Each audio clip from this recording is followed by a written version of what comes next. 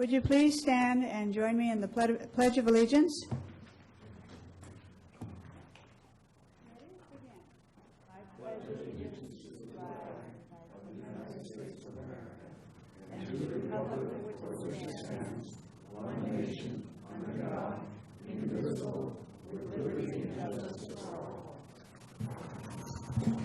Thank you.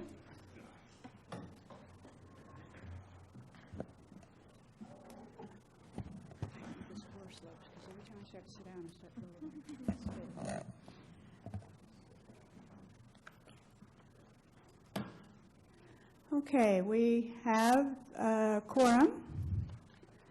And any report from closed session?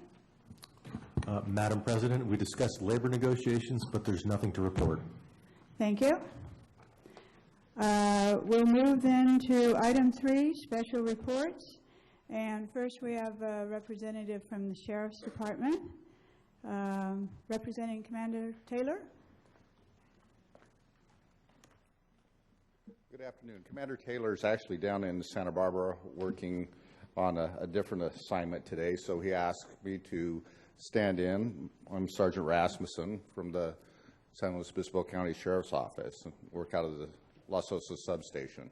Been there for many years. Very happy to have you here. Over the last month, there's been 248 calls for service that we've attended to in the Cambria area. Of those, there were 40 where we assisted other agencies such as the California Highway Patrol, fire ambulance, and various other organizations. In the way of crime statistics, we attended to, let's see, at this time, 8 just basic disturbance of the peace calls. We had 2 burglary reports out of the area, 7 grand thefts, and we also had 2 assaults that we attended to. There were 2 cases of domestic violence in the area, and we responded to 19 911 calls in the Cambria area.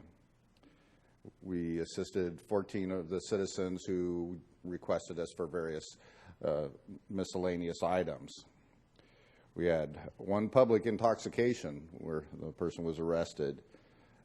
That we also had 22 alarm calls, and the deputies initiated a total of 36 self-initiated calls via traffic stops or other things.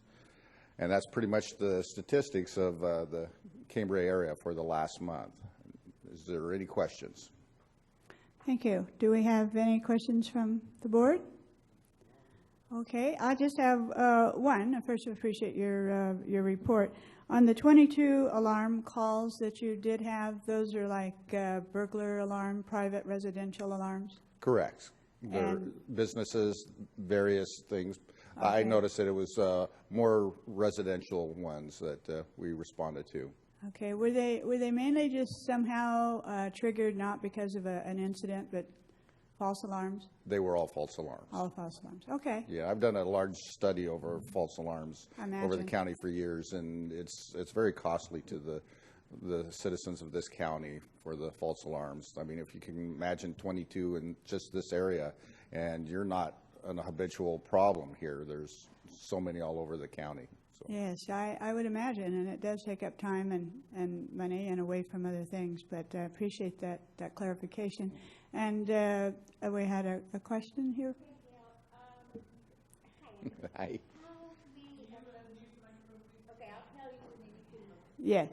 How many of those false alarm calls were during the power outage? How many calls in on the 22 false alarms were triggered by the power outage, perhaps? Good point. That they happen very frequently. And tell me when the power outage was. It was several times little blips, wasn't it? For me, it was. One outage, it was a week ago. Monday. It was Monday. Maybe Monday. Monday. The 13th. Let me see what I can find on the 13th, and I could give you a rough estimate. I happen to bring my main stats. Of course, they would all been at, if there were just one, although there were several outages, they'd probably all gone off at the same time. That'd be one thing. You know, I don't show during the 13th that there was one single alarm call. Okay. Yeah, I think most alarms have backups, so, but it's an interesting thought if the power outages do have a bearing on it. Yeah, it does, and we do see that in Cambria a lot when there is a blackout. I know that as working watch commander for several years that we expect that the businesses especially will have, as the alarms come back on, they send a signal, but that is diminished as the alarm technology has become better and better. Okay, well, thank you, Deputy Rasmussen. Sergeant Rasmussen. Oh, thank you.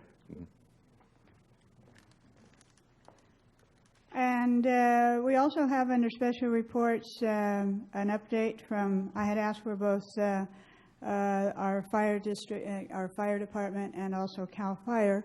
But I believe we knew that CAL FIRE would not be here, and now Chief Miller, I think, indicated to General Manager Gruber he wouldn't be here. Correct. Can I give a brief update on both? Would that be okay? Yes, that'd be fine. Thank you. And Chief Miller, the Cambria Community Services District Fire Department, they're hosting a statewide training event for the next 2 days at the fire department on defensible space. So we spoke in length last night, and since he's a part of that and hosting that event, training fire officers in defensible space, I thought it would be appropriate for him not to leave there and come over here, and so we agreed on that, and I apologize for him not being here. But I just want to bring you up to date on what's going on since the grand jury reports, what's going on since the board recognized the state of emergency of our forest and things like that. So Chief, forgive me if I forget something, because I know I'm going to, because there's really so much activity going on. So Chief Miller and CAL FIRE representatives met with Bruce Gibson and county staff down at the Board of Supervisors building down there in San Luis Obispo on 2 different occasions. And the purpose, intent of that meeting was to talk about a blanket permit, if you will, for the removal of dead trees, and that was pretty much the direction we got from the board.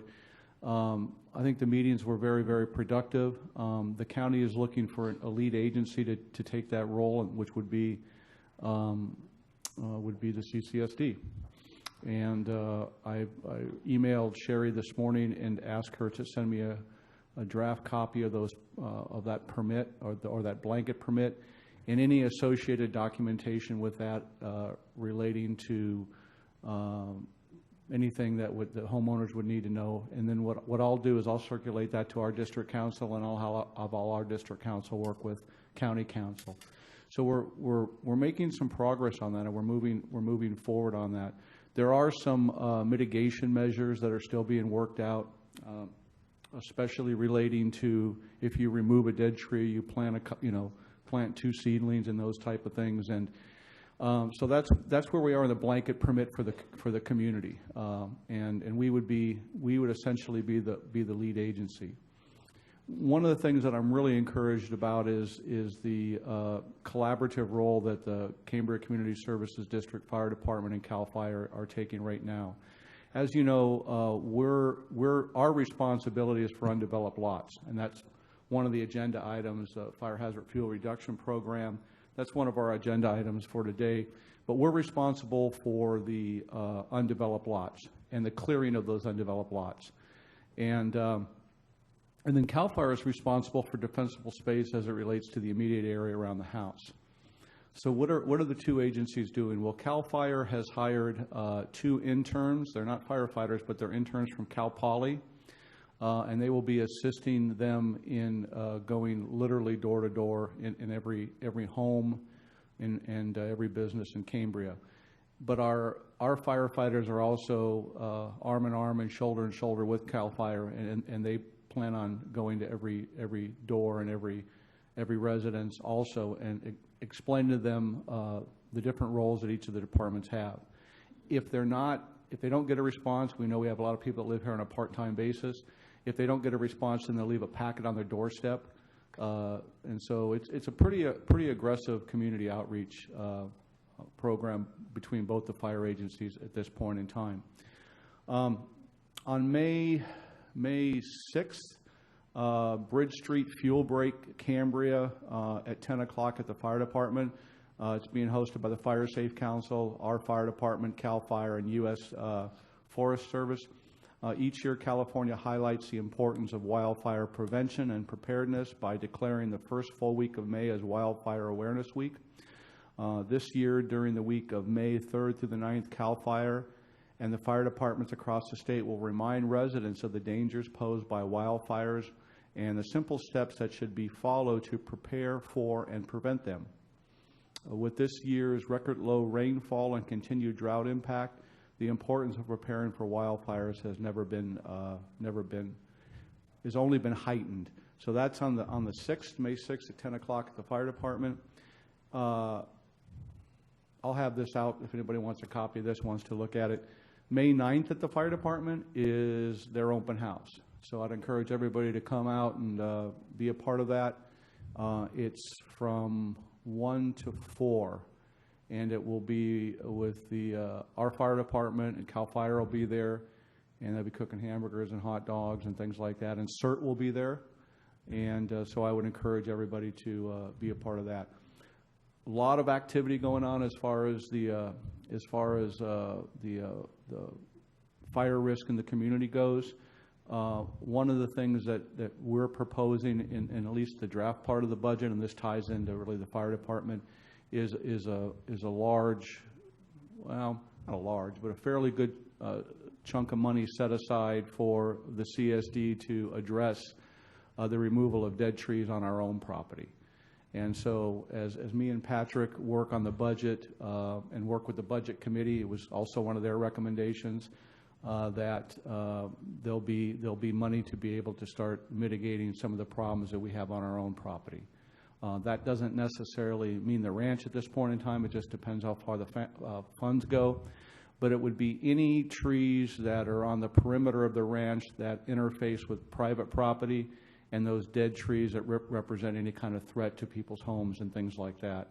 So at least with the draft budget, it's roughly about $100,000 or so that we're proposing to help mitigate some of those concerns as it relates to the interface between the Fiscalini Ranch and private homeowners. So that's the fire update, and I can answer any questions if you would like me to. Just a lot of activity going on, and I think both the fire departments are doing a great job. Director Cliff, Yes. Vice President Cliff, sorry. Two things. One, a statement. The inspection people were in my neighborhood yesterday. They're doing an outstanding job of very specifically going door to door, talking with everybody, and leaving material and making recommendations above and beyond just clearing things like addresses of proper size and available for site. I do have one question. The newspaper this morning reported that the Fire Safe Council will have chipping done 3 times this year, but it indicated that the chipping was only for residential property, not any kind of vacant land clearing. And to give you an example, across the street from where I live, there are lots that had very low hanging tree limbs. They don't anymore. We went in and we limbed up everything and pulled up all the material, and was hopeful that would be able to be chipped back onto the property. If it isn't, then we have to cut it up and put it in the green waste or leave it lay. And I thought the chipping might be available to all property owners rather than just to residentials, and I'd like to have that checked if we could. No problem. I'll check with Chief Miller on that and then report back to the board and communicate to the community the 3 days that you're talking about to see if it can also be expanded to the undeveloped lots as part of the process. I think that's an important part of addressing some of the fuels problems here in the community. Okay, thank you. I had one question too, and thank you for the report. and updates on a lot that's been happening already. And Merle, you kind of answered one of the questions was, when are we going to start the home inspection? So they have already started. They have already started. Yes. And then, General Manager Gruber, I wanted to ask you too, you had said that CAL FIRE, of course, because they have the residential jurisdiction, also had some interns from Cal Poly, and then you mentioned that our fire department would also be going for home inspections. Are they going together as a team? And Merle probably knows that. Yes, it's my understanding after talking to Chief Miller yesterday that was, at least initially, and one of the things I forgot to mention, I knew I was going to forget something, is CAL FIRE has started the inspections. They started those last week. Yeah, what they did in our neighborhood is one inspector and one Cambria fire person took one street, and one inspector, one Cambria fire, and they worked together, so that there was a team of one inspector and one Cambria fire officer working I think that together. That is excellent. So they were together, kind of having the same dialogue and Right. giving the same advice, and that's a very positive support, I think. And one thing I did forget to mention also is I was talking with Lois Capps' assistant yesterday at an event, and he had mentioned that the fire department was successful in their grant application to get their self-contained breathing apparatus. And then, so Chief texted me and said, "Oh, I forgot to remind you." And I said, "I just found out from Lois Capps' aide that you got it." So I don't know the exact dollar amount. I think it's in the $300,000 area.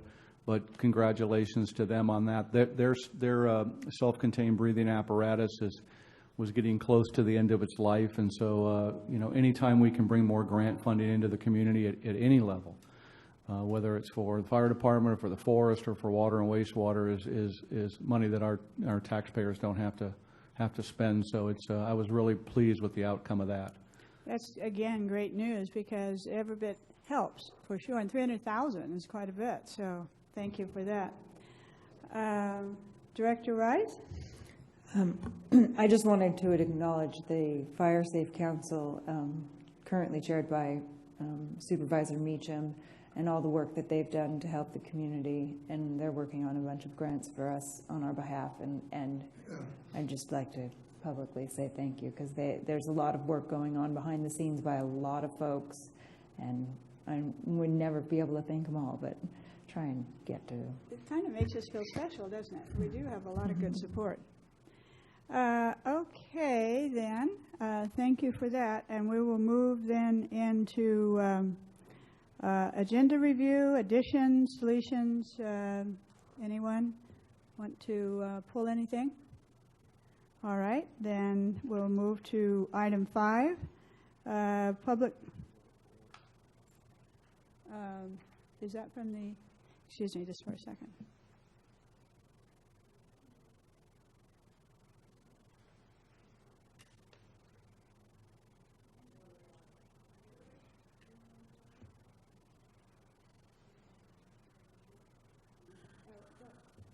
Vice President Cliff, go ahead. Well, I thought there was some consideration to remove item 9D from the agenda pending review by the Budget Committee.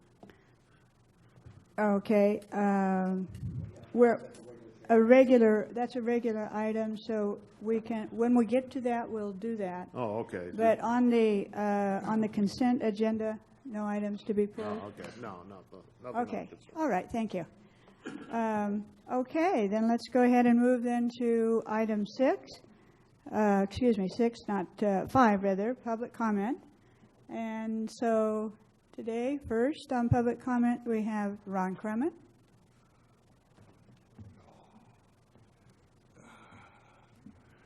Good afternoon, Madam Chairman, members of the board. You'll be happy to know that I don't have much to say this afternoon. Keep it very short, other than to thank you, the board, and your staff in the direction that you're leading us all now in our water situation.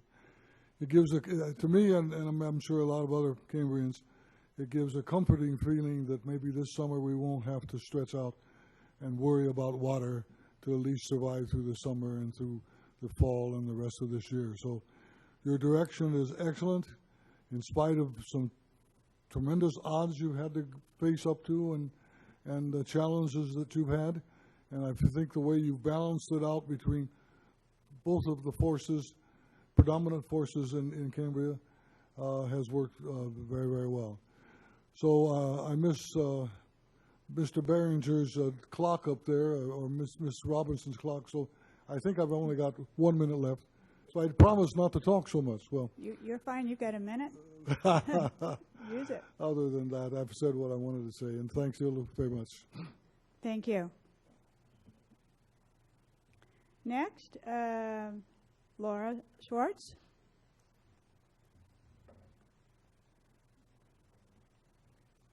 Good afternoon, Board, and audience here and audience out there. Okay, well, I want to say hi to everybody, and staff, and council, and whatever. Okay, anyhow, I'm Laura Schwartz, and I'm a homeowner here, and also I'm currently the treasurer of the Cambria Forest Committee. Okay, and publicly what I want to do is I want to thank, and so the Board knows also, I want to thank publicly the Cambria Community Council. For the last couple of years, they have given us a grant. We've applied for it, and they've given us a grant, so the Forest Committee has a little bit of pocket money to do our things. And they're a very kind and generous group, and again, I just want to thank them. Also, I want to thank Rabobank because they just gave us a recent donation, and they let us use their room for our meetings because we are a public benefit corporation, and I wanted to thank both of those. The other thing, the Forest Committee, I just want to say quickly, the Forest Committee is working very closely with the Cambria Fire Department and CAL FIRE, and we're part of the agencies that are applying for the grants to take out some of the dead trees. I mean, we are actively working with them, and we are opening up the room for conversations to reach the public because some of the other agencies don't have regular meetings. We do. We meet the second Wednesday of every month at the Rabobank at 6:30, okay? And we're inviting anybody who has questions or suggestions. And on questions, if you bring to the Forest Committee, we try to answer anything you can ask us about the forest. And if we can't answer it, we go back and we have experts that we can get hold of, and we will get back to you with your questions. So we're trying to make it interactive so that we can all live in this safe forest.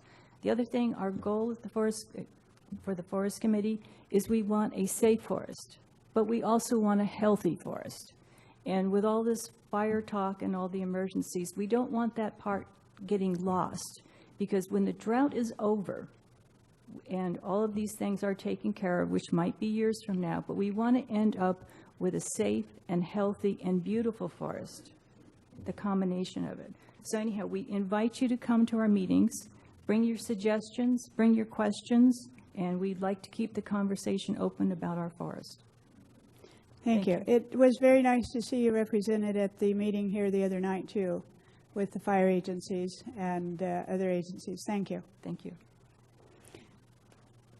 Okay, next, Tony Church.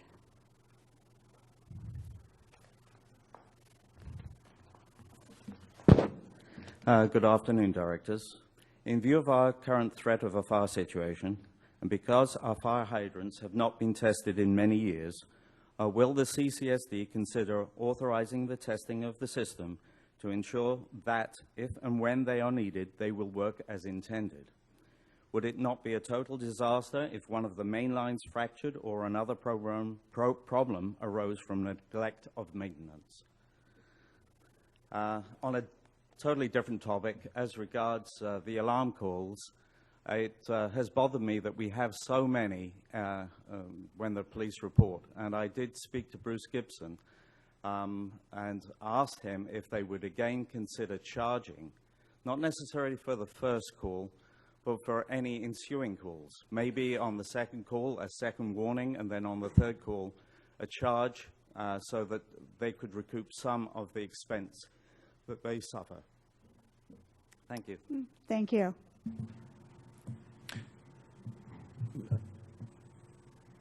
President Robinette. Yes, Director. Would it be Barnes. appropriate, Mr. Church's comment was, once again, we mentioned it at the last general meeting, and when the general manager reports, maybe he can give us an idea of what he's thinking about as far as exercising the fire hydrants. That's my suggestion. Okay, thank you. Yeah, we'll make sure that's a report. Okay, Jeff Walters, public comment. Thanks.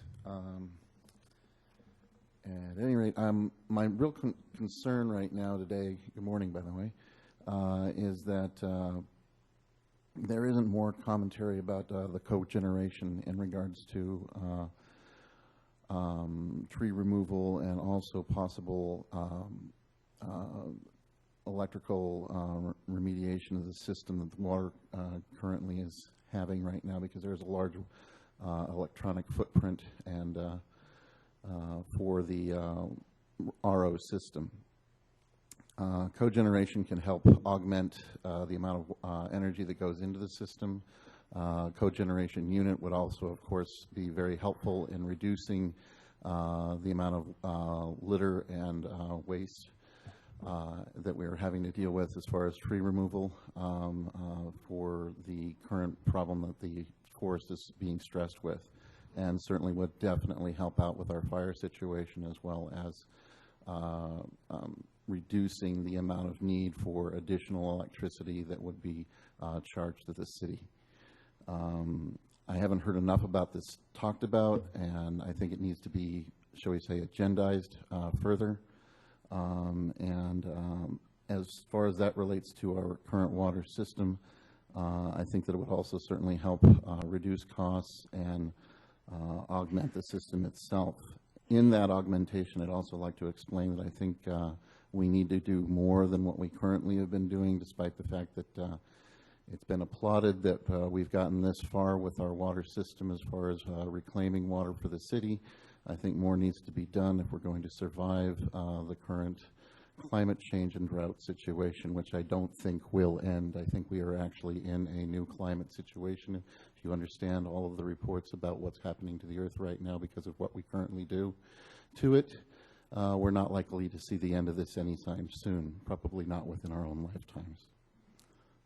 As far as that goes, I also think that something that might be helpful to some of my friends that I think are a little concerned about the water situation and how much water may be being used in Cambria. I think we might want to look more at a closed wastewater system. There's a funny thing that we've been funding for a long time called the space program with our own tax dollars that actually uses closed systems for their space program, of course, with units up in space. Those kinds of things can be used right here in our own community. And I think that needs to be looked into a little bit further, because right now what we have is a situation in which we're probably not going to get any more water than we currently have had. The great days of water that we have had in the past few years before the drought are pretty much over. And what we need to look at is an idea of a closed system that will go ahead and reclaim water, and in that regard, we can actually budget for water and find out how much water Cambria actually needs and have a closed system, and that would probably deal with the problem of having the questions of how much water can go into development, et cetera, because we'll have a closed system. We'll actually know how much water is available, and then we can kind of set a rate for residential and commercial use. Thank you. Thank you.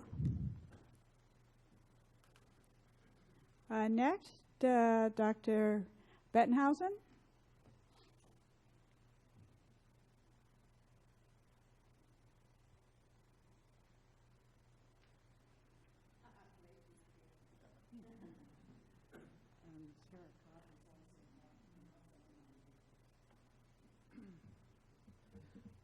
I beg the indulgence of the trees when I make copies like that, but I think it's useful at this point. Madam President, I thank you for responding yesterday to the email that I sent to you, Vice President Clift, and General Manager Gruber on the 20th of April, and I sent copies to the other directors. The first question in my email was this: how does CCSD determine that monthly residential use of water is 60% of the total water use in Cambria? That's what you report to the state. 3 years ago, CCSD said we residents use 75% of the water. But since September of last year, according to CCSD reports, we use only 60% of the water. In this water emergency, then, the commercial and institutional use of water in Cambria has increased from 25% to 40% of the total water use. In acre feet, the commercial institutional sector has increased its water use in this period. I also asked whether vacation rentals are counted in businesses. I asked, as you know, whether the CCSD reports to the state derive from actual billing or just simply estimates. And I asked whether this situation of significant residential reduction of water use and commercial increase of water use reflect the CCSD conservation policy. Madam President, you did say in your response to me that you will, quote, ask the public information officer about the possibility of posting data on the website by each sector, end quote. However, you did not respond to any of my questions. Therefore, I assume the entire board of directors will address these questions in your public meeting next month, and you may ask me, why do I assume that? I assume that because the State Water Resources Board will require, as of June 2015, that the utility report monthly commercial sector use, monthly industrial sector use, and monthly institutional sector use, as well as residential sector. You must provide those statistics now to the state as of next June, a month from now. My question, what exactly is CCSD's policy on water use by businesses in relationship to residences? A conservation policy for the entire community of Cambria and a program for its implementation are urgently needed. Answers to the questions I posed in my email are essential components of the policy according to state regulations and elsewise. Now we have no staff on conservation because Courtney Up the Grove has left. Again, another staff person leaving the CCSD.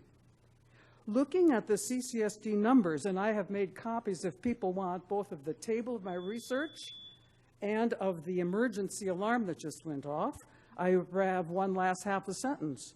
Looking at the CCSD numbers, the implicit policy as implemented now is that residents are the only ones who use less water.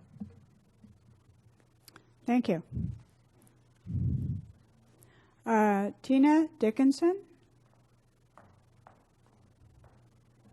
Good afternoon, Board. Tina Dickinson, Cambria. A lot has happened since the last board meeting that I attended, March 26th. I bring to the board, staff, and public's attention the following. We've come to learn that the project manager for CDM Smith, Mari Garza-Bird, is no longer working for CDM Smith, but she's with Black & Veatch. That happened at the end of February, I believe. Who has replaced her as the project manager for the EWS project? Adeliano, the CDM Smith employee hired to train water department staff, was fired the day of the last board meeting, March 26, but rehired the next day. Courtney Updegrove, a member of the CCS staff, is no longer with the CCSD staff. Has she been replaced? I wish I could share Mr. Crumett's enthusiasm and optimism regarding the EWS project, because I have come to understand that the facility is currently shut down and has been for almost a week. I hope the community will learn more relating to this huge issue in the manager/engineer's report, although I don't see the engineer here today. On the issue of the threat of fire, this is not a record year of drought. Yet last year we had 8.8 inches. This year we're over 12 inches. But I would ask, with the immense concern, as there should be, with fire around homes, not just the forest. I mean, the residents can't deal with that. But why is it that we cannot use our 50 gallons per day to keep the grounds, any plants moist, so that the threat of fire is not going to be so encroaching and dangerous? Why is it that I still only use 20 gallons a day? because of my conscience. But darn it, I have to pay for more and more water coming in on a very Zen-style landscape. You can all come by and look at it. I wish you would. I wish others in the community would.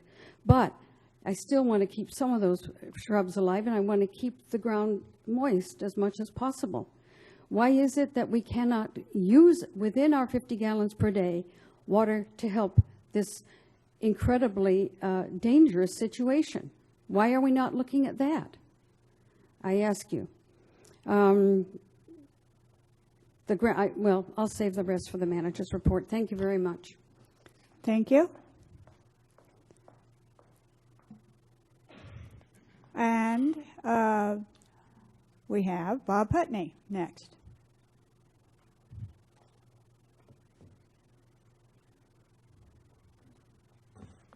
Thank you, Madam President, members of the board, staff.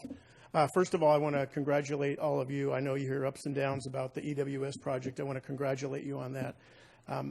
But as I sit back as a resident and I look, not just Cambria, but our entire North Coast, our biggest threat is fire. It doesn't matter if it's a wildfire, a house fire, a vehicle fire, it's fire everywhere. And the communities around us depend on us to make sure that our fire protection is up to speed. So having a great fire department, a good relationship with CAL FIRE, our surrounding mutual aid and automatic aid agencies is very important, but we can't look past the other issues that still need to be met.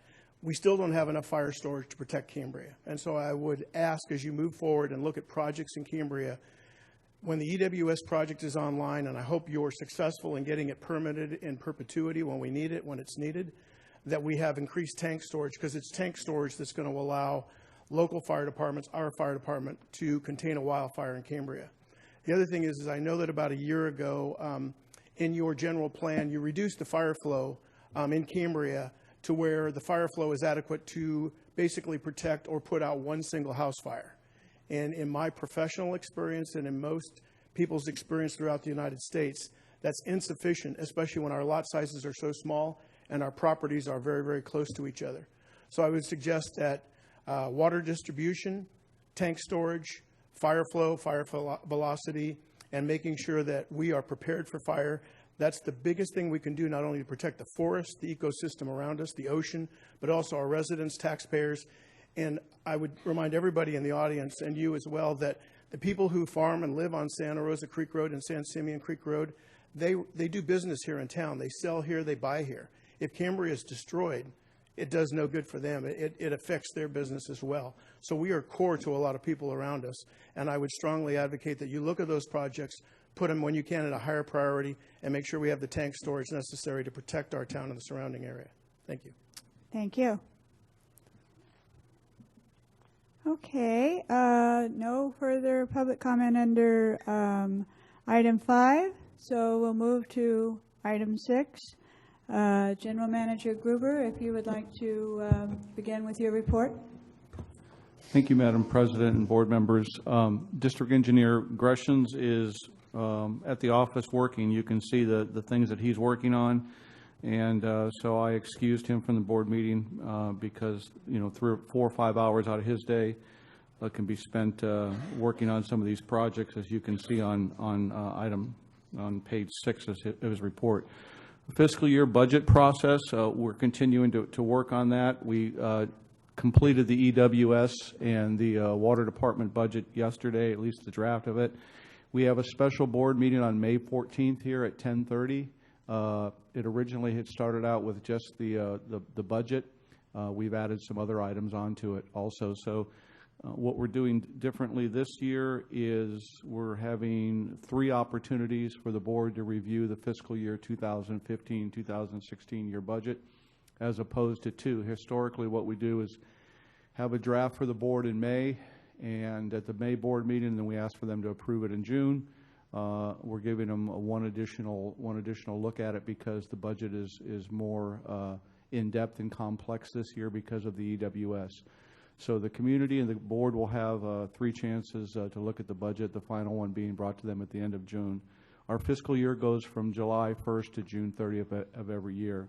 EWS water supply project update. The EWS was shut down last Friday. The reason being is the nitrate levels from the 9P7 well were about 5. Our nitrate levels in our permit, our Title 22 permit for the 9P7 well are 2.3. That's about 75% lower than what the maximum contaminant level for nitrates are, NO3, for drinking water.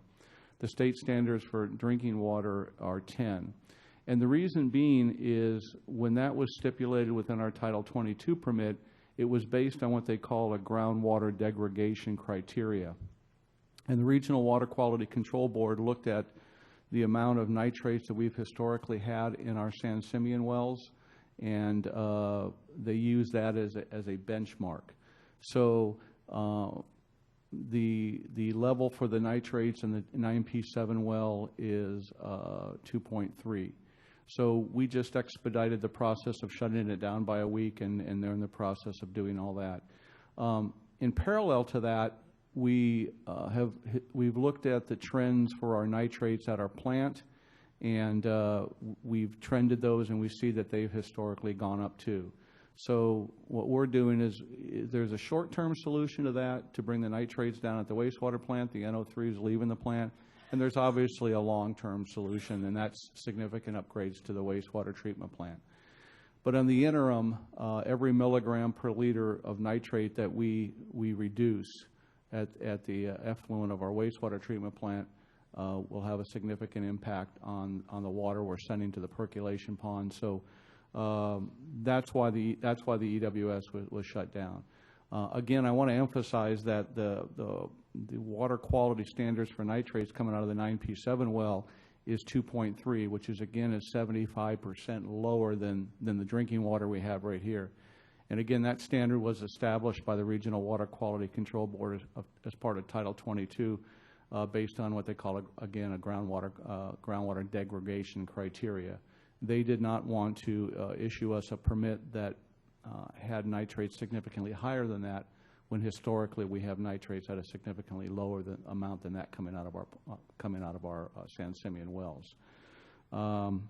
And I'll keep the board and the community up to date on some of the things that we're doing at the wastewater treatment plant to lower those nitrates.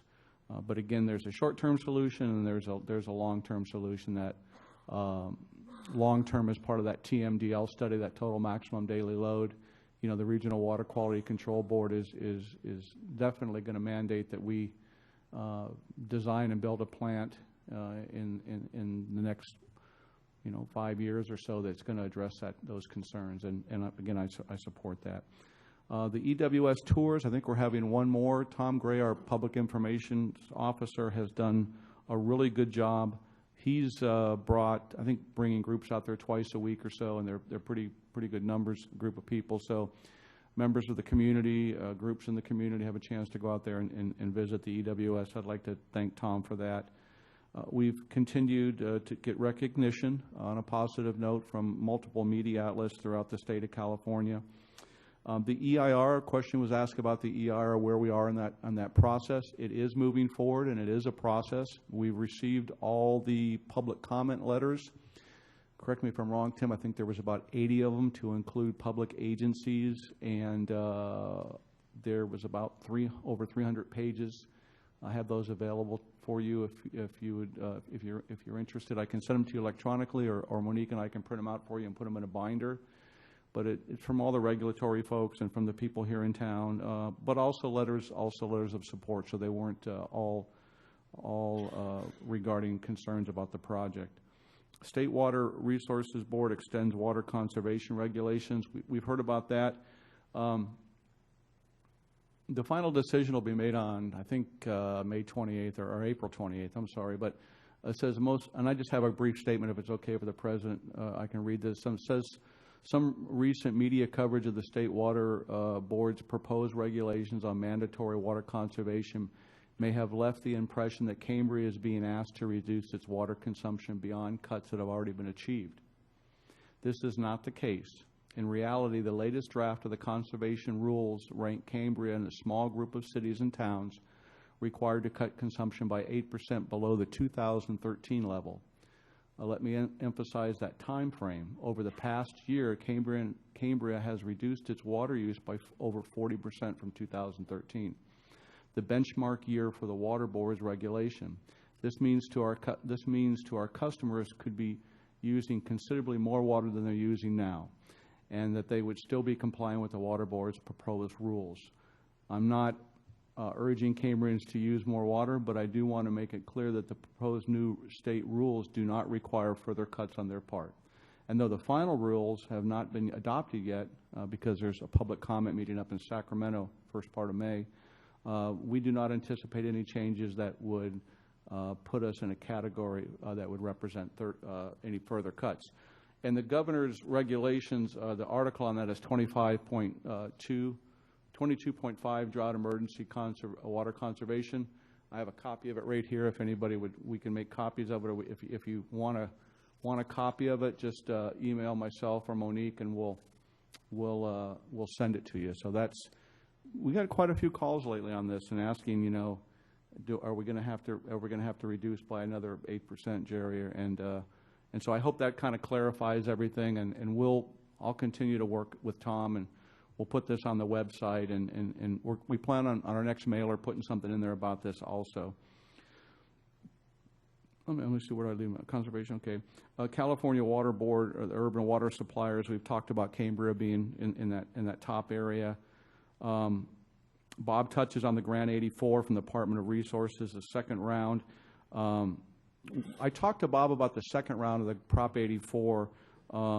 There's a relatively, I don't want to sound like millions of dollars is a relatively small amount of money, but there's a relatively small pot of money available for the entire central region. So we're not going to focus our attention on that limited amount of money. I think it would be wise for us to go after the Prop 1 money. There's a larger piece of money available for that, specifically relating to recycled water projects. And so I think that's the next egg we need to crack. I mean, there's $1 billion available, and there's several $100 million available for recycled water projects. And I think that we would be well advised to start pursuing some of those dollars. The Regional Water Quality Control Board had a total maximum daily load meeting here. I thought the meeting was well attended. Kathy, looking out in the audience, and some of the folks, Karen was here, and the Schwartzes were here, and quite a few people, about 50 people or so, but it was a really good meeting. We have to have our draft comments back to the Regional Water Quality Control Board on the TMDL by, I think, tomorrow or so. That's why Bob's not here. Today or tomorrow.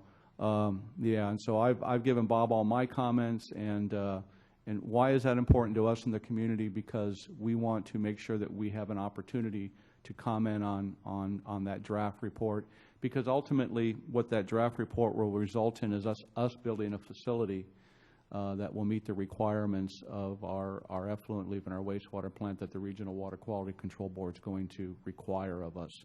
And not just the water leaving the plant, but the lagoon water relating to salinity and chloride and dissolved oxygen and things like that.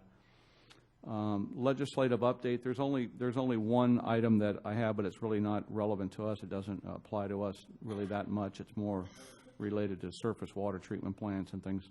Aqua is a conference coming up. I've been asked to be part of a roundtable discussion on conservation and what we have done in this community to get the conservation message out, and some of the things that we've been our successes, and particularly as it relates to the restaurants and motels and hotels and things like that, as part of a tabletop discussion. The Phase 1 East Ranch Community Park, what we've done is we've signed the contract for the topography study. The topography will just shoot the land over there and determine what adjustments need to be made on the grading and drainage and slopes and things like that. And so that should be done in the next couple of weeks or so. And then what we would do is move forward with the issuing of a contract to get that work started. So I think we should have probably just a community meeting on that to make sure that everybody's on the same page. Community events, I've talked about the one on the 6th here with wildfire awareness, and also open house on the 10th at the fire department. So come on out to that. And I'm sorry I put Mission County Disposal back in there, but the cleaning updates is April 20th through 24th. The grand jury update we'll talk about a little bit later. In the county of San Luis Obispo, I've talked about what we're going to do as far as the permits go. A blanket permit for the clearing of dead trees. Director Berenger asked me to comment a little bit more on the fire update regarding the fire hydrants. The only thing it would require of the board, and we can do that, we can add it to the May 14th board meeting if you like. Under your stage 3 right now, there's language in there that stipulates that potable water is not to be used for fire drills. Well, we could categorize that, and what we'd want to do is probably bring it back and modify that slightly to be able to use the flushing of the hydrants. It's something I support. I don't necessarily know how widespread that would be, and I would have to work with the chief and Justin from the water department.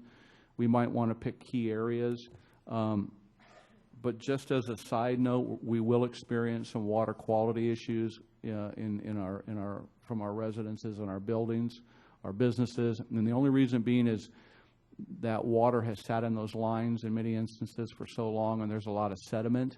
So when we do flush them, we'll have quite a few calls on brown water or yellow water or things like that. So we could just do a community outreach, and let the community know that we're flushing certain areas. But it does need to be done, and maybe we could put a limit on the percentage of water that we. Chief also said he could capture it in his tanker truck, and so we would just be flushing to see if it worked, to see if that particular fire hydrant works or that particular area.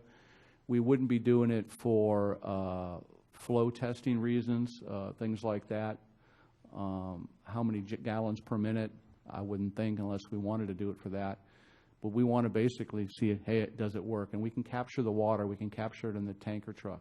If we were to do it for other reasons, for fire flow testing and things, and gallons per minute and things like that, we probably couldn't capture it in the truck. But so there's ways around it. So I'm receptive to it. I don't necessarily know that it would be all the fire hydrants, but I think it's probably something that we really should consider doing, and I support the fire department's efforts on that.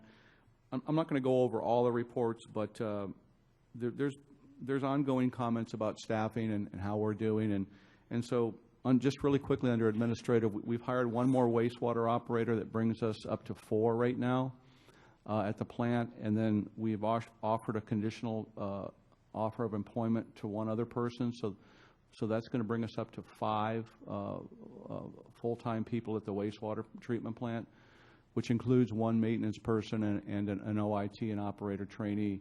But they also take care of the lift stations. So we have 5 there, and we just hired another a water operator, so we have 5 in the water department. So we have 5 and 5, and I'm continuing to lean towards the dual certification of our employees, so we can help each other out and work collaboratively together.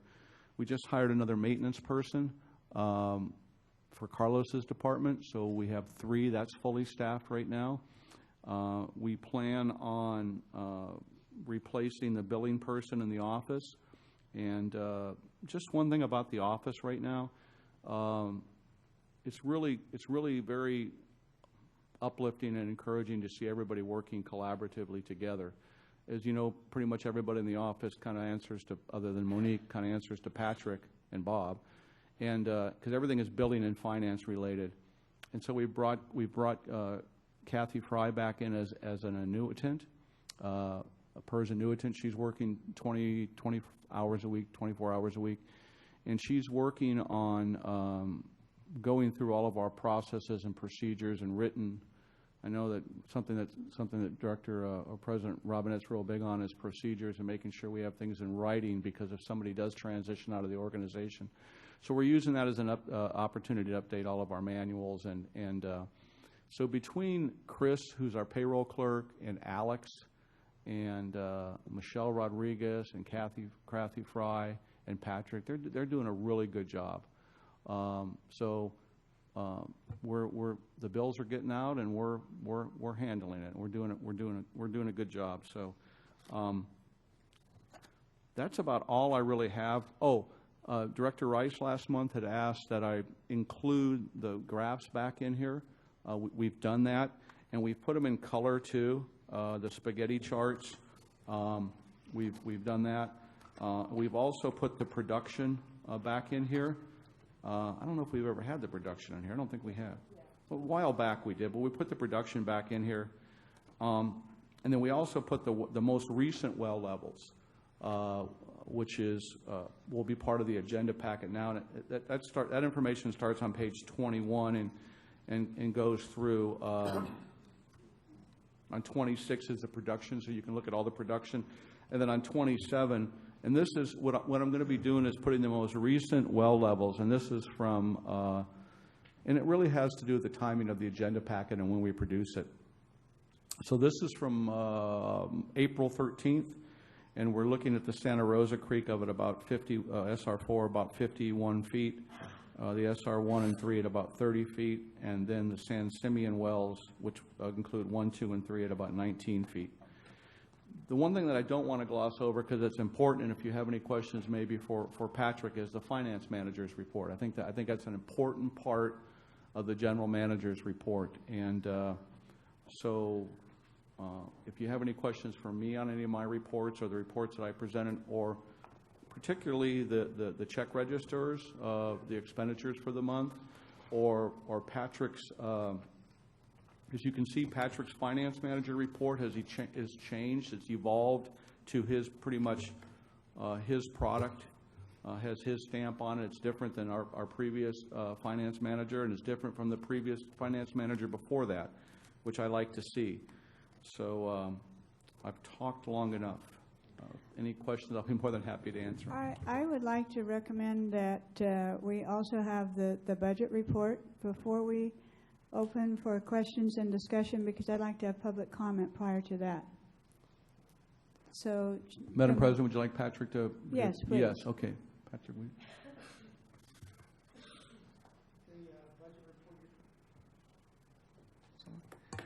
You're referring to the budget at a glance. You wanted me to review that quickly?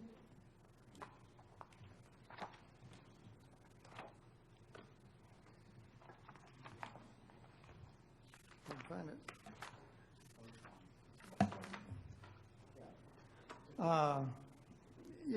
The data is through March the 31st. The administration department is operating at a $30,000 deficit. The fire department is at a $101,000 deficit. The facilities and resources department has a $7,000 surplus. Parks and Recreation has an $8,500 surplus. So the total fund in general has a $115,000 deficit. The water fund was at a $59,000 deficit, and the wastewater fund was at a $112,000 deficit. That was through the end of March. I could give you the numbers that we're projecting to the end of the fiscal year, if you'd like that. Would you like that? Yes. In the general fund, the administration department we're projecting is going to finish the year with a surplus of $76,277. The fire department will have a deficit of $36,420. Facilities and resources will have a deficit of $24,145. Parks and Rec should have a surplus of $926. So the total general fund should end the year with a surplus of $16,637. We're projecting that the water fund will have a deficit. We'll end the year with a deficit of $98,860, and that the wastewater fund will have a deficit of $253,954. Okay. Okay. All right, so that's our budget at a glance, and we will probably have other discussion and want to come back to you. Okay. So let's move then, General Manager Gruber. So that is those are the reports that you have for us this month, from what you reported and having our budget manager here. Yes, Madam President. And regarding the budget, we'd be more than happy to provide the board and the community with some explanations relating to why we're running those deficits, those structural deficits, not only from a revenue perspective, but also from a expenditure perspective, because there's two components of those deficits. So. Okay. Do you want to speak to those now on why we're doing this? Well, basically in the water and wastewater, and I'd like to be able to provide some more detailed project analysis, but let's look at, we know that the Stage 3 has impacted the revenues for the water and wastewater department. Although we've received revenues from surcharges, we know that the projections that we made weren't consistent with the actual amount of revenue that's been brought in. So we know that the Stage 3 has had an impact. Generally speaking, in water and wastewater, specifically wastewater, because there is no surcharges collected for the wastewater department under the Stage 3, it really has to do, and Patrick and I will work between now and the 14th on a list of the project. It's just really reoccurring maintenance at the wastewater plant. And I don't want to just generalize that, but it seems like every time that we turn around, there's some major costs associated with the wastewater treatment plant and upkeeping that and making the repairs.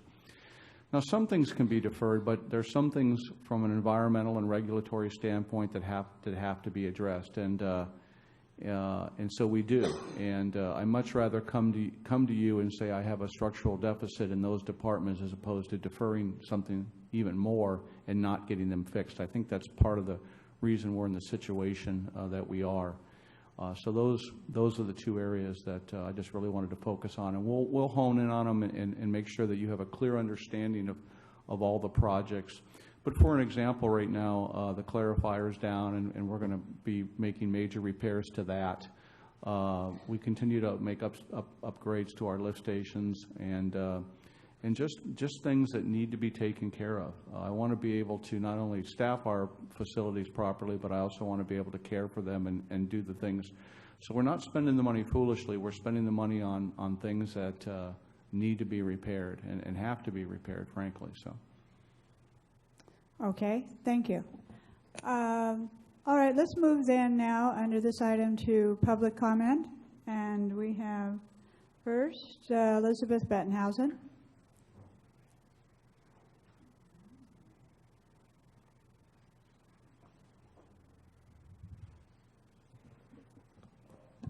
Thank you very much, Madam.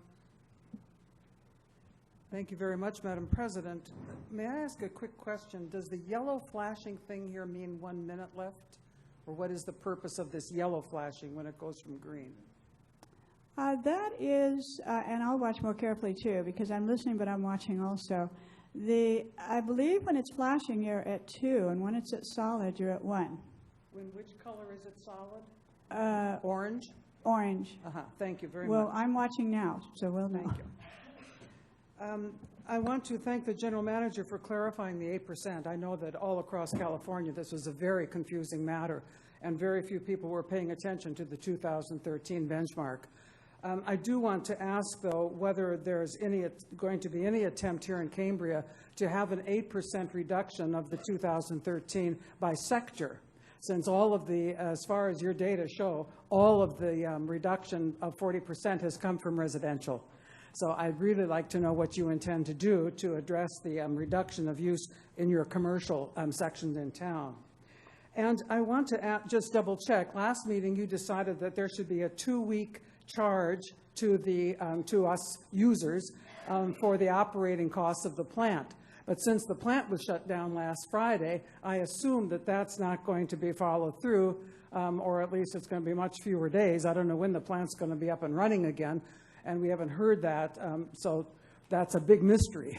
The plant's now shut down, and when is it going to operate? But we won't be charged for it sitting there not operating, I assume. I want to ask about Proposition 1 and the recycling. of water possibility on the grants. If I understood correctly, the Prop 84 money, was that the 300,000 or the 4 million?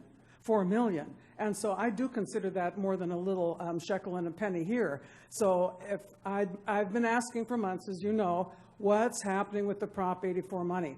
And who knows? And I hope that we aren't giving up on pushing for it, since it does have a 4 million tune. I would also like to ask on page 15 of your agenda, please, and this will be my last item. I could ask 14,000 questions, as you know, but why? Why? Page 15. I assume that this refers to the overspending by water down at the bottom there in your financial audit, the interfund loans, $2,251,907. I tracked the best of my ability to find where it showed in expenditures and revenue over the months. When did this get paid back to general fund? I will drop a note to your finance officer and ask him to see if he can track, because he wasn't here then. I have no idea. I get it. In answer to your question on the lights, they do start out green the first minute. The second minute, it does move to the yellow and it flashes. Then it stays there on 1 minute left solid. Thank you very much, Madam President. You're welcome. Next on public comment, Tina Dickinson.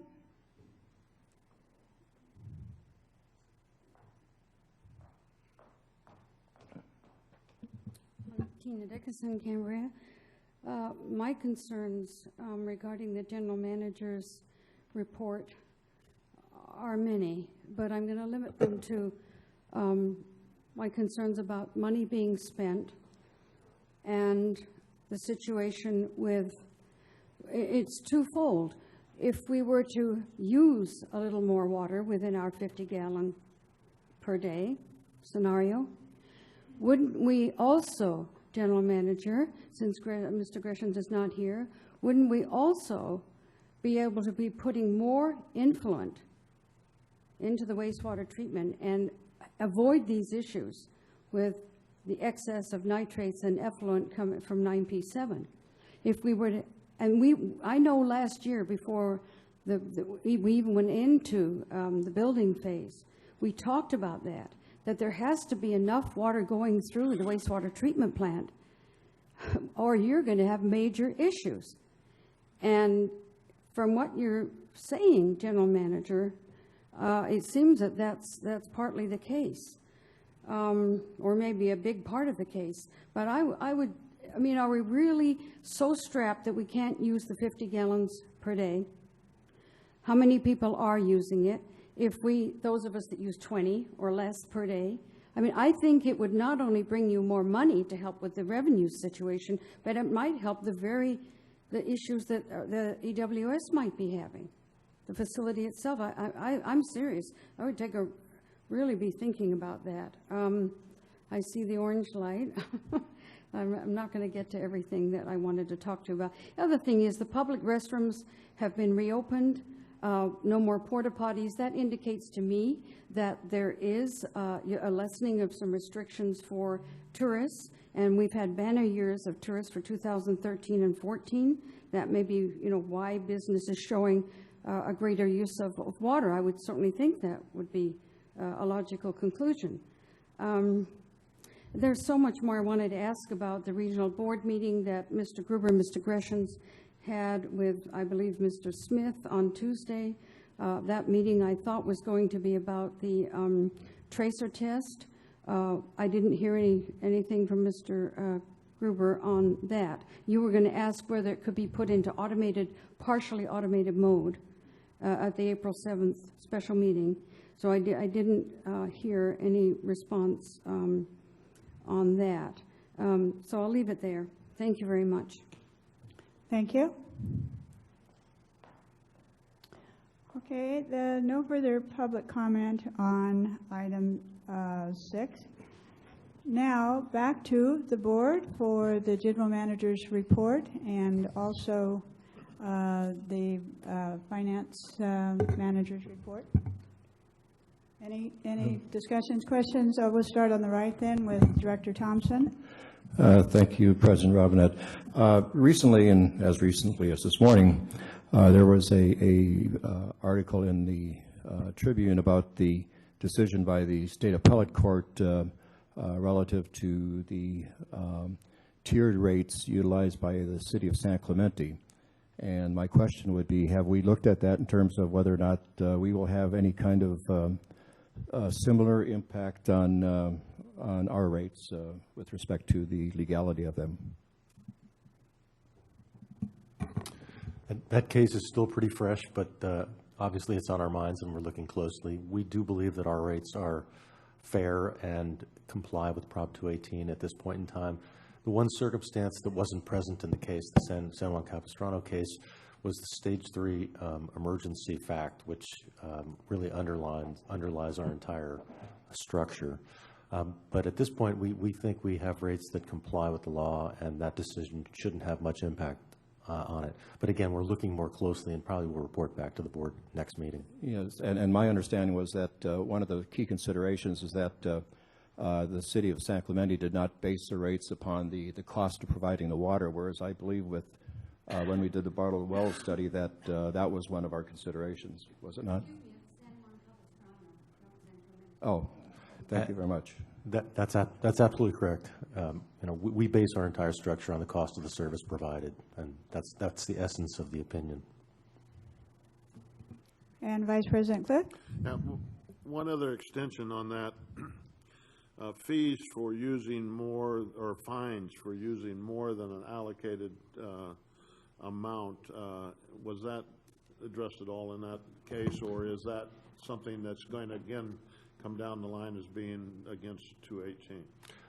The case did address that issue, and penalties stand on a different footing than the underlying rates themselves. So our penalties, which are very clearly penalties, are also consistent with law. Director Rice?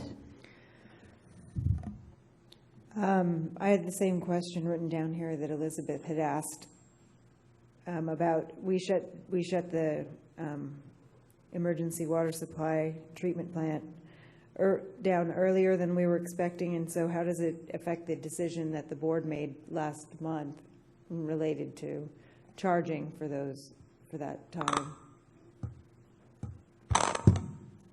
You know, I think I inadvertently didn't communicate that to Patrick, believe it or not, and that's why I went over and had a sidebar. So Patrick, what I'm thinking is we shut it down, and that wasn't communicated to water, so they didn't get the readings. So we did the readings, but we won't do any billing. We don't have to bill it. Yeah, since we're not generating water, we can't bill, so we just won't bill. Okay, so thank you. That helps clarify that. On the conservation levels and the state board regulations that are currently under review, and they're going to be finalized, I believe, next week or the week after. I noticed that we already have all of those regulations in our ordinance except for one, which is the no watering 48 hours after it rains. And I was wondering if that's something that we need to be adding to our ordinance. I also would really like to see this district send a letter saying, hey, great idea, State Board. We've been doing that, and here's our track record, and we're going to add this last one that you guys added, and maybe that will mitigate for some of the concern that folks seem to have about reducing even further. I think that it's amazing the level of conservation we've had in this town for as long as we've kept it up, and I hope that people will continue to do that and not get frustrated when they feel like they're being put upon even more, because the reality is we don't even really know if we have 50 gallons a day through the next rainy season to give to people to use, and everybody's been doing a really good job staying below that level so that we don't even have to face that, hopefully. So it would be nice. And I don't know if we need to be adding that 48 hours after a rainstorm to our ordinance, but I think everything else that I saw on that list is stuff that we've already been doing for decades. And you know, I think it's pretty. Wouldn't be a bad thing to say, hey, other communities, here's what we've been doing it, and it's not going to kill you to do it like that. Question on, this is, I believe, for Patrick, page 11 on the water and wastewater revenue. This is on the projected.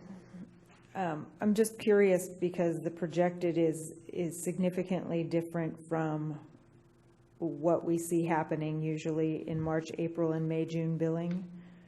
Is there any, do you have any rationale for the way that you determine those? I know they don't have to, I'm not expecting them to be perfect. They're projections by nature. They're not going to be necessarily. They're based on prior year because we had actual usage under water restrictions to the prior year. So we use the exact same, we're assuming we're going to have the exact same usage. And we're not going to factor any, the 8% reduction? No. Okay. We're already 40% lower. It is a percentage, doing conservation by percentage, even though they have at the state level changed it so that places that have conserved more are not penalized for already having conserved. It still leaves some inequities in everything, because generalizing, I mean, every meeting that I've ever had on rates and on water use and conservation anywhere, that's pretty much what ends up happening. And we have long discussions and determine that percentages are just not ever going to be considered fair by everyone, because it doesn't pan out, as opposed to what we already have been implementing, which was, we said 50 gallons per person per day. That's an easy, fair, everybody knows they're getting the same, whether they were big users or little users, everybody's afforded the same amount. And percentage is hard to do, and I think the rest of the state is going to find that out. On the page 26, thank you for adding back in the charts. I really do appreciate it, including the production. And I noticed too that in the revenue report there were some numbers on the units that actually were billed, and that's helpful to have at least some of that information. Apples to oranges right now, but at least it's there. I very much appreciate that.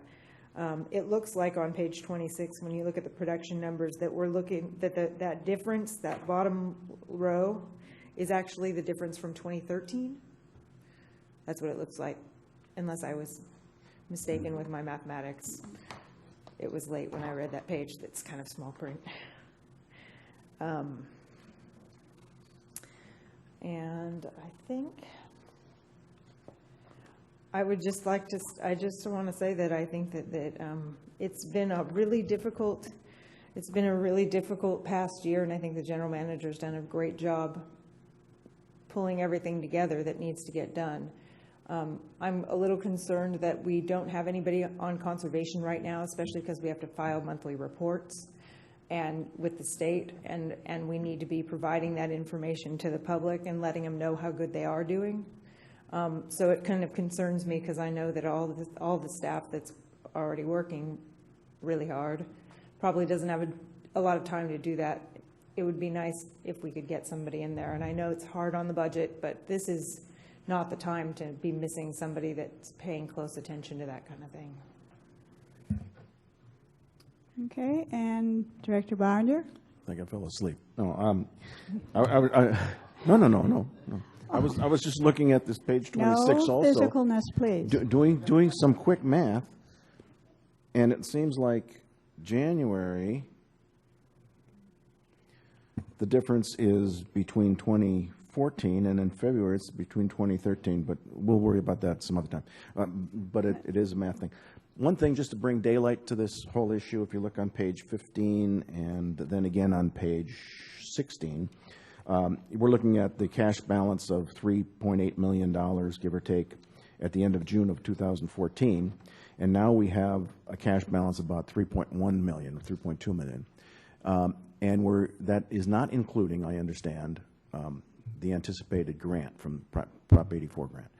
When that money comes in, and I know that just to highlight this a little bit, and I talked about it at the end of last year, when that money is physically in hand, the Budget Committee and the Water Project Committee are going to get together and find out exactly where that money goes. But that extra cash, a portion of that may be going back to the to the ratepayers. But it's really great to see that we still have some cash balance. And so I just wanted to let you know that that is still coming up. People are looking for that cash. The cash hasn't arrived yet. It has been approved. We're essentially certain to get it. So we're working on it to make sure we cross the T's and dot the I's. But it's not like we're still in the running for it. We have those funds committed. Thanks. Okay. And I wanted to share this with Cambrians because there have been a lot of questions. People have been worried about what the governor has said about the 8% and the comparison. And of course, we keep talking about 2013. So, my background is mathematics, and so I love to spend my time doing these kinds of things anyway. But when we take the months of July, August, and September of 2013, our average at that point in acre-foot was 73.39 acre-foot. Then along came 2014, and our community, as we all know, everyone here has done a fantastic job of conserving, of working together, of helping each other. And so we dropped then in 2014, during those same months of July, August, and September, to 40.97 acre-foot.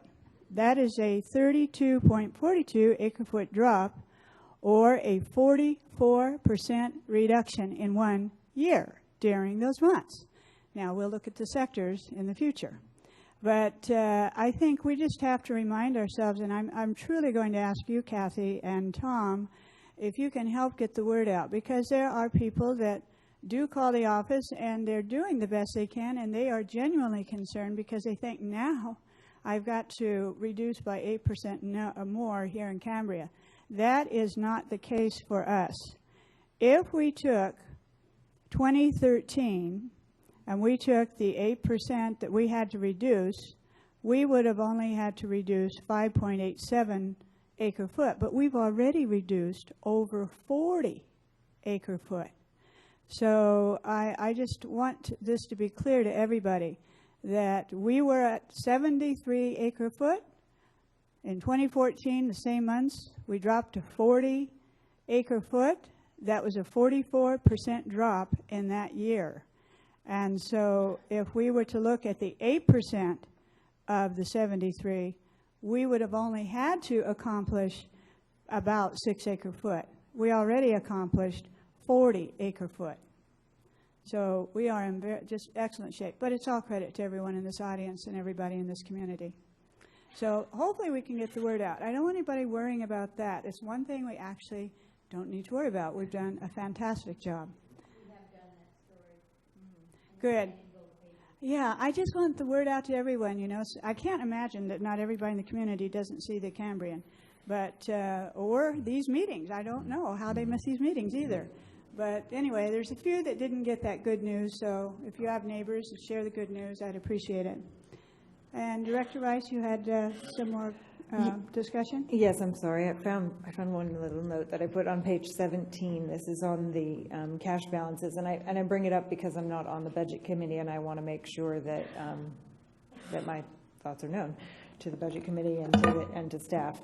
So I'm looking particularly on page 17 at the wastewater fund, and this is the cash balances by fiscal year, and it looks like each year from 2009, we went up in the wastewater fund, and I believe it was explained to me before that at the end of the year, if there's a surplus in a fund, it goes into this part of the cash balance. Is that true? Yes. So that actually that amount per year actually represents money that we could have been spending on maintenance. Is that true? Okay. So we need to be doing that better, I think. I'd like to try and, if we're going to end up with a surplus, and I know this year is going to be not that situation because of the way that we do the wastewater billing, and it's tied directly to the water use, which has gone down, as President Robinette just said, by a ridiculously huge amount. almost 50%, which is amazing. It is. So we've been squandering these opportunities to be doing some maintenance with this money, and now we've got to figure out how to try and bring that back up so that we can get maintenance done, because it's not just upgrading the wastewater plant. We have a lot of maintenance on the collection system, I know, and I'm happy to see the revenue doesn't seem like it's too low compared with the last couple of years, because you've got the numbers for 12-13 and 13-14, but we still don't seem to have enough money to do the work we know we need to be doing on maintenance and on repairing the system, which means that we need to be looking at, we don't want to be just right on the margin of having enough money to do what we need to do. We want to be able to make sure that we can for sure do what we want to do. So, thank you. And Director Barger? President, I hate to stretch this meeting out, but I did read the package, and luckily I only have to read the front page. And I want to highlight a couple of, put some daylight on a couple of things. If you look at page 28, 30, and 32, you see some expenditures of that goes to Albacore or Abalone Coastal and Analytical, FGL Environmental of $12,000, and then you have another $12,000 towards these other folks, and I believe that's all from testing on the plant. And unanticipated, those expenditures, as part of the permit, and correct me if I'm wrong, Mr. Gruber, but for the first 6 months, we have to do a very intensive set of testing, and so it's good, and it's hopefully in the out years we won't have to do that. But it's something that other than electricity, those are some significant costs. And when you talk about the difference between residential and commercial, and whether vacation rentals are in or out, and sometimes they're in, sometimes they're out. But one thing that people forget is one of the reasons we've reduced our use so much is that State Parks, one of our largest customers, is using virtually no water from us, and so that helped us a lot. So our future planned use for the next couple of years, I'm sure they're still going to be going dry, or they're not going to be turning on the water at the parks for a long time. So for our planning perspective, that reduction in water use won't come back soon. So that's all. Okay, thank you very much. Any further discussion on the General Manager's report? Let's move to ad hoc reports then. And we have, are there any updates from PROS, Director Thompson?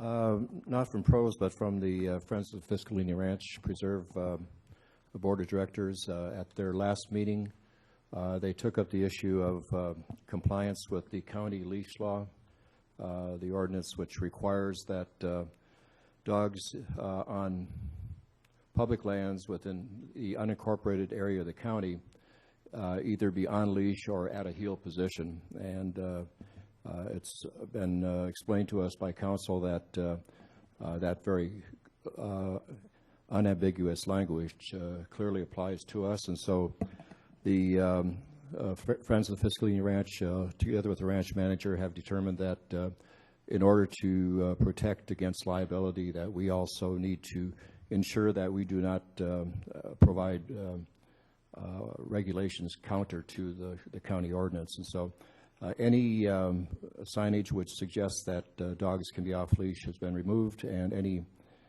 as well as any indications on the website that that's a permitted practice. In reality, we will not be enforcing a county ordinance, so that's up to the county to enforce. And so we just need to make sure that folks understand that that the ranch is subject to the county ordinance.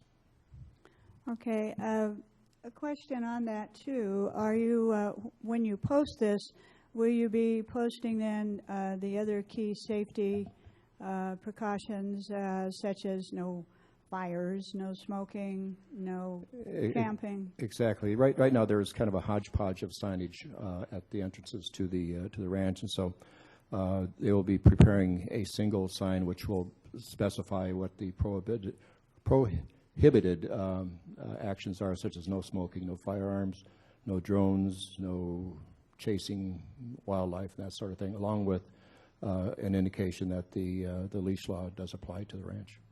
That's good, and I'm glad to see you're going to add no chasing the wildlife, because that has been one of the concerns that certainly I've heard, that at times there have been dogs, off-leash, that are really disrupting, the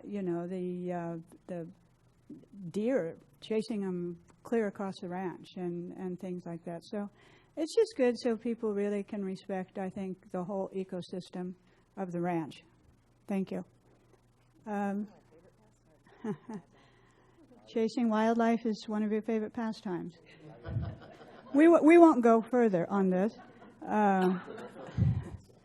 Okay. All right. Any other comments? Or we have then the NCAC report, do we? You're finished? No. I attended the NCAC and simply gave them an information about what's going to occur at the meeting today. Okay, very good. Any other meetings, committees that you've attended as a board member want to share on that? All right. Okay then, thank you. We'll move then to the consent agenda. And first, from the board, do we have any clarifying questions that's on the consent agenda? Any comment? Then I move approval of consent. I'll second. Move approval of consent. I want to go to public comment first. Oh, yes, absolutely. Whoa, are you kidding? Sorry. Yes, we do have public comment, of course, here, and we have someone who's requested public comment, Tina Dickinson. Sorry, Gail. That's all right. Did you, Tina? Yes, you did. 7A. 7A. Yes. 7A is, okay. Is that what you meant to do? Yeah. Okay. This is 7A. 7A. But it's all the expenditures, right? That's what 7A is got here. So that's what I'm going to talk about. Yes. Under 7A, there was, first of all, I went through the whole expenditure report, and just a rough, without all the extra dollars and cents, for the EWS project, $320,000, a little over that actually, for lab sample testing, data, chemicals. That's just for 1 month. That's not for labor. I mean, this is just what we've spent for abalone, for FGL labs, and that's a lot of money. The other question I have is for Carmel and Nakasha, $1,896 for the EWS, Mr. Carmel, for water rights. It was $1,896 listed under expenditure for Carmel and Nakasha. I don't know what that's all about. That doesn't tell me very much at all. But who, was it another law firm? Was it Carmel and Nakasha? What was that money spent for under water rights? The other one is CDM Smith, $2,899.86 for EWS T-11 project management. Who does that money go to, that particular item? Since the project manager left, that check was made out March 5th. I don't know if that's, but there's so many T-3, T-8. So if the finance manager could just at least tell me what all the T's mean. There's so many of them for EWS. I'm sure there's a good explanation. I would appreciate knowing what those are. And again, it was brought up. I mean, it's not just about keep saving water, Director Rice. I'm talking about how much water we need to put through the treatment plant for this thing to operate properly. This isn't about every Cambrian doing such a wonderful job of saving. It's about making this facility that we have now work. None of you have talked about that. Thank you. Thank you. Okay. There's no further public comment on item 7. We are ready for a motion. Move approval of consent. Director Rice has moved approval. I'll second. And seconded by Director Barringer. Any further discussion on the items? Okay, roll call, please.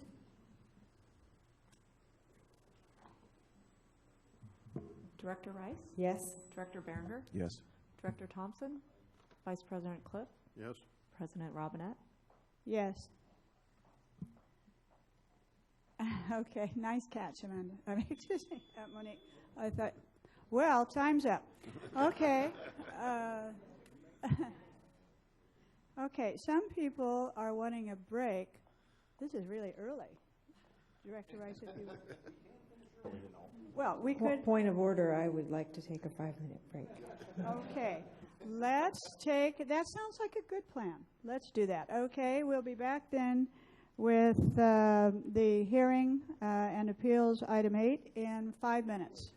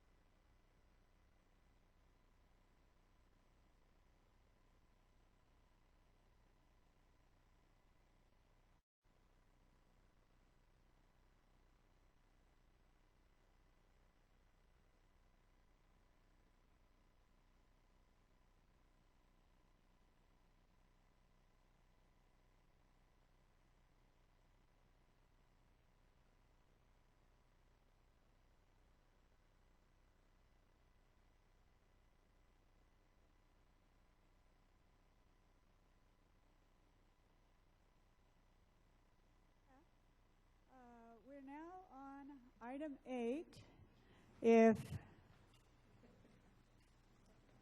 If you will introduce us, please, General Manager Gruber. Yes, Madam President and Board, thank you. Item 8A, discussion and consideration to fix water and wastewater standby or availability charges as provided by Government Code 61124, subsection B, and consideration to adopt Resolution 10-2015, fixing water and wastewater standby availability charges for fiscal year 2015, 2016. I'm going to let District Council Carmel present this one to the board and to the community. I'm honored. We're honored. There's not much to say about this. This is the time we annually set the standby or immediate availability fees and charges. These fees have been the same amount since 1996 when Prop 218 went into effect. They're critical. They're one of the only resources we have for infrastructure improvements, maintenance, and capital improvement projects. So they are really important revenue sources for the district. At the May meeting, we'll confirm that you'll be considering confirmation of those charges and placing them on the tax roll for collection. But today, it's just setting the fee. Fixing the fee means setting the fee. And the resolution's before you. I'd be glad to answer any questions. Okay, thank you. Any questions before we open up for, we have... Or we have public comment? Pardon? Do we have public comment on this? We will. Okay. And so first, I think I'd like to actually open up the public hearing. And we'll begin then with public comment or public testimony. We have no request for that. And so then that takes us to closing the public hearing. And so we will. There's no public testimony. Discussion from the board? No discussion from the board. Okay. Then I think we are ready to move for a motion. Oh, what's the... 8A. Kind of caught you off, moving a little fast here now.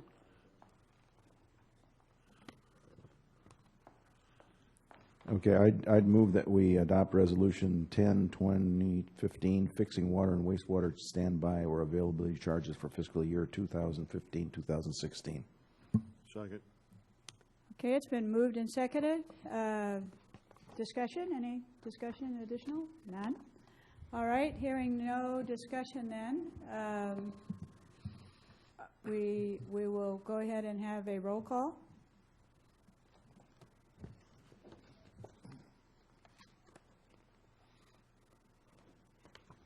Director Berenger? Aye. Vice President Cliff? Yes. Director Thompson? Aye. Director Rice? Abstain. President Robinette? Aye. We have 4 and 1 abstention. Motion passes. Okay, moving on to item 9A.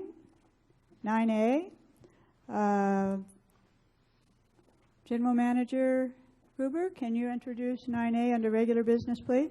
Yes, Madam President. Agenda item 9A is consider adoption of Resolution 11-2015, declaring a public nuisance for the annual fire hazard fuel reduction program. And once again, I'm going to allow District Council Carmel to introduce this to the board. Thank you. I'm honored. This is the first step in our annual weed abatement program. It's accomplished by formally declaring the weeds and combustible materials that constitute a fire hazard as a public nuisance and ordering their abatement.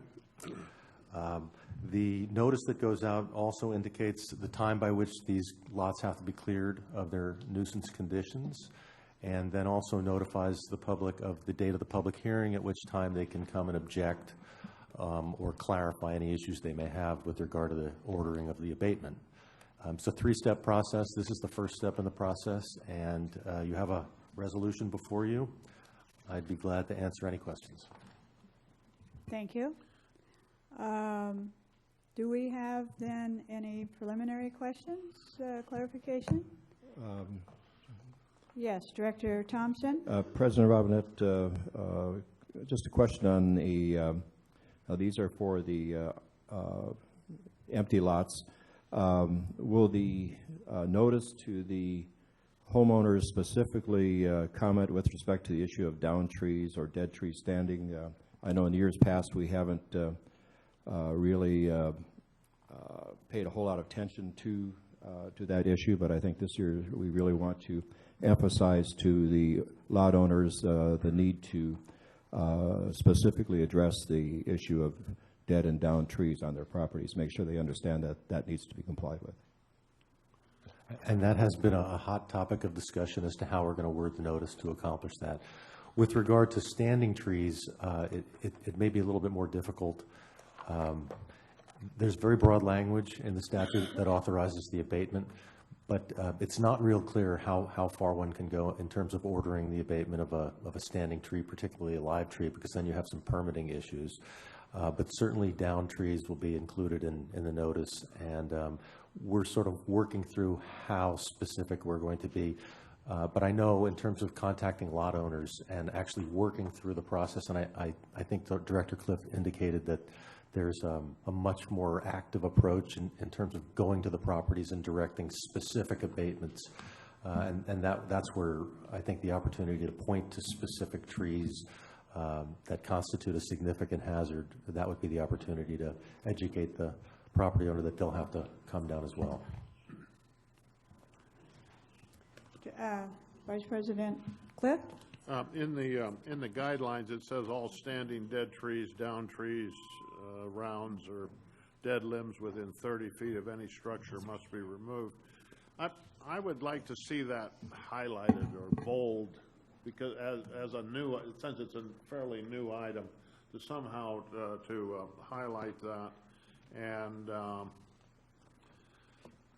it says 30 feet of any structure, which I think is probably a reasonable situation. Or I'm also concerned with dead standing trees that could fall and in a fire evacuation situation could be a problem. I'm not overly concerned with a dead tree that's out in the middle of the forest, or a dead tree that might be way at the back of a lot. But I'm concerned with them that are near structures or could be or near enough to roadways to prevent evacuation. And I'd like to see if you consider putting language like that.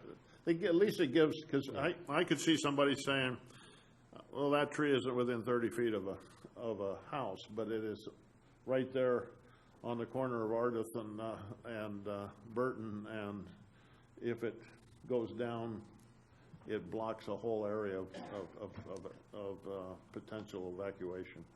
I'm more concerned right now with evacuation things. Could we add that particular language in? Because when I've gone to some of the fire meetings lately, that I've sat on quite a few fire meetings, first the defensible space, of course, but then the what if there's still a fire in the neighborhood? We've got to have people know where their evacuation routes are, and that moved us to, what about trees that if there's only one way out of a place, and there are quite a few places where that would be the case, if they're on an undeveloped lot, and they would, likely catch on fire, probably fall over and block the evacuation route. That would be the thing, those trees. Director Barringer? If I could weigh in on that a little bit, I do believe that Caltrans, or the county, has been required or notified and identified a bunch of trees as far as the right-of-way. But those are ones that are standing in the right-of-way, and I agree with Mr. Cliff. There's some that aren't in the right-of-way, but still big enough and tall enough. It's a thought. I don't know how to address it. But. Yeah. Okay, so could we just have that one part added in? Would that work?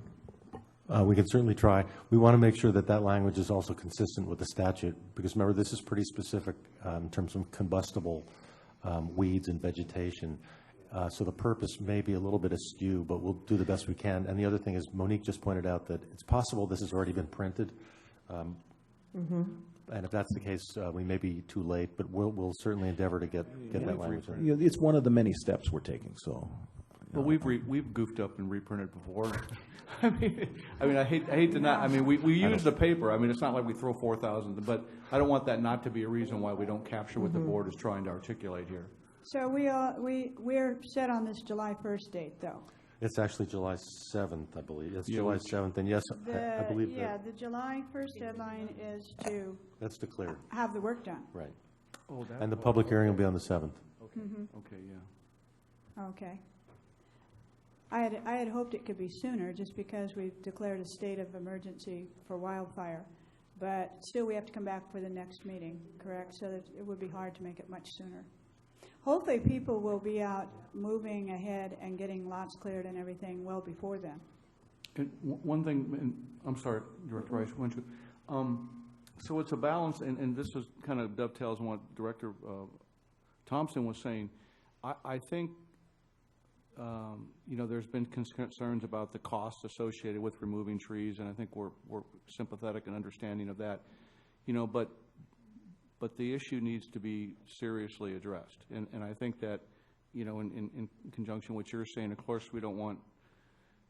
I think in the past, and even Chief has said we've worked with people, and I don't want to say use a passive approach, but I hope we just don't. I hope we don't status quo. I hope we just don't do what we've always done in the past, and everybody's done a really good job. But I would really like to see it stepped up a notch, and I think that should be the expectation of the board and the community, even though there is a cost associated with that to the undeveloped lot owners. This is a serious situation. And so, of course, we're not going to mandate through this notice that everybody clear-cut their land at the cost of $10,000 or $15,000 or $20,000.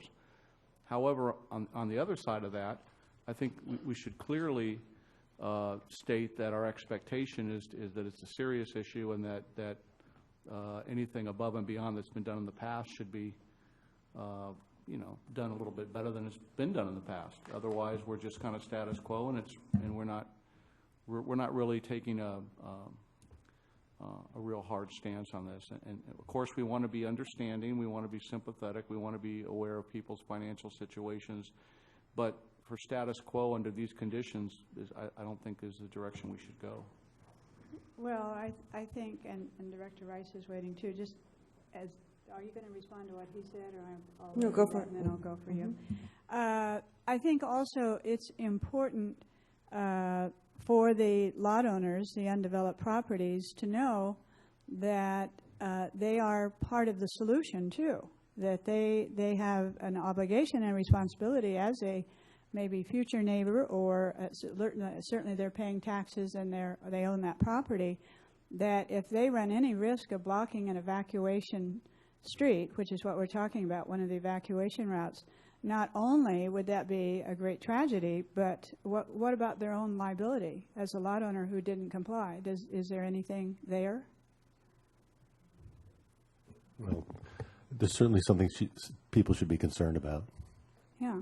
So it's a win all the way around. And again, I appreciate that we want to work with everyone. There may be situations where people have circumstances where maybe they can't have it cut down, then we want to find ways to help them too.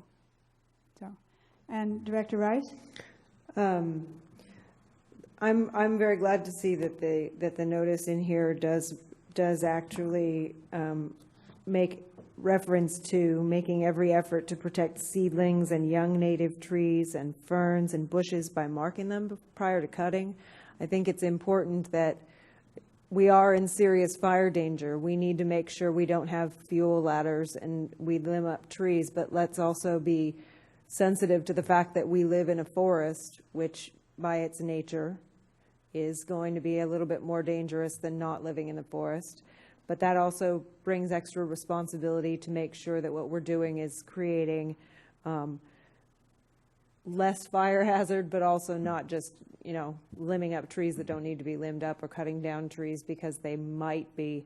The notice does refer to the CCSD website, but there isn't really any good information for people who aren't landscape people, who aren't, botanists or foresters. It's kind of hard to know what do you mean that if it's over 20 feet tall. It would be very nice, and the Forest Committee did have a fairly extensive discussion about how can we help provide the information to folks about what is it that you need to be doing, what should you do, what can you do, what things are okay the way that they are, because I like living in a forest. It's more dangerous than living in a city in some ways. It's safer in some ways than living in a city. But I choose to live here, and the danger is higher, and then we have good fire departments that help protect us, and we have to take our own actions to make sure that we have a healthy forest. Green Space has a great pamphlet, and I don't know if I see Connie's putting in a public speaker slip because she may be able to refer to this more specifically. But I would. The website is out of date on the CCSD site, and I know staffing is low, but maybe there's some way that we can be building in some better visuals. I mean, that's the whole point of having a website. If it's all just words and nothing that's descriptive in pictures and ways to do things, I'm sure there's YouTube videos out there right and left. And the Forest Committee is going to be working on trying to get a resource put together for folks to refer to on their website, which is CambriaForestCommittee.org. And that still is in the works because we had to wait to see what was in the notice and make sure that we were working with Green Space and what they do. I just want people to know that this isn't, you can't just cut down the forest. We live in a forest. This is a precious forest, and it needs to be protected from fire, but also from people who are going a little too gung-ho to try and make sure that there isn't a fire danger in something that actually isn't a danger. Does that make any sense? I don't know if that actually made sense, but my concern is for the health of the forest and for the safety of everybody in town. I would just like to underscore how important that is.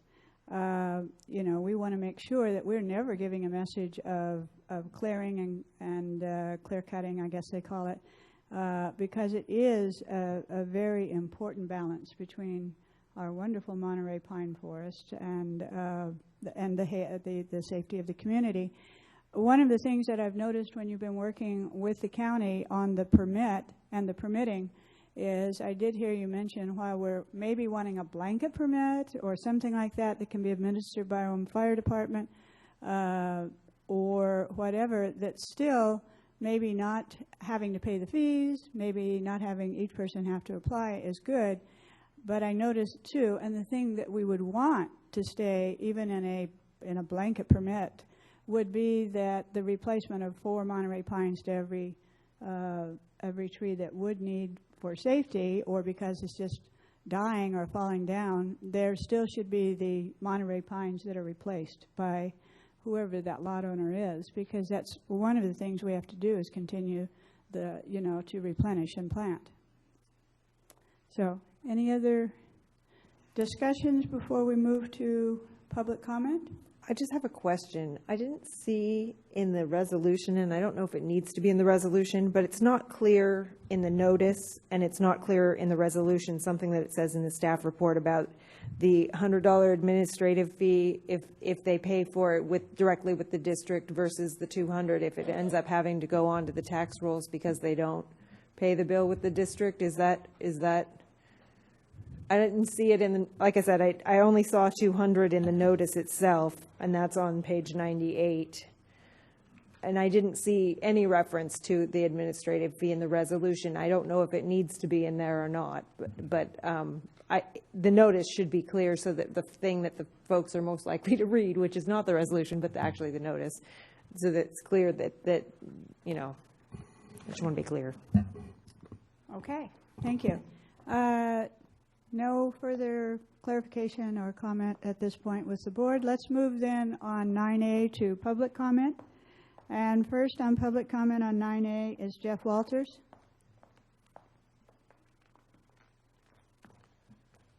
Thanks. I'm going to try and be brief on this one. Basically, the point that I was trying to make is basically backing up both your comment, Madam President, and Amanda Rice's, Director Rice's commentary, is that the thing that I find a little bit disturbing about some of the ways in dealing with the fire issue in Cambria, especially in regards to defensible space, is that when you have commentary like in the writing about 30 feet, some of our lots are less than 30 feet wide, and they contain a lot of trees or whatever inside that perimeter for some of the lots. Mine's one of them. I have about 6 oak trees very close to my home. I don't want to get rid of them, thank you. They provide shade.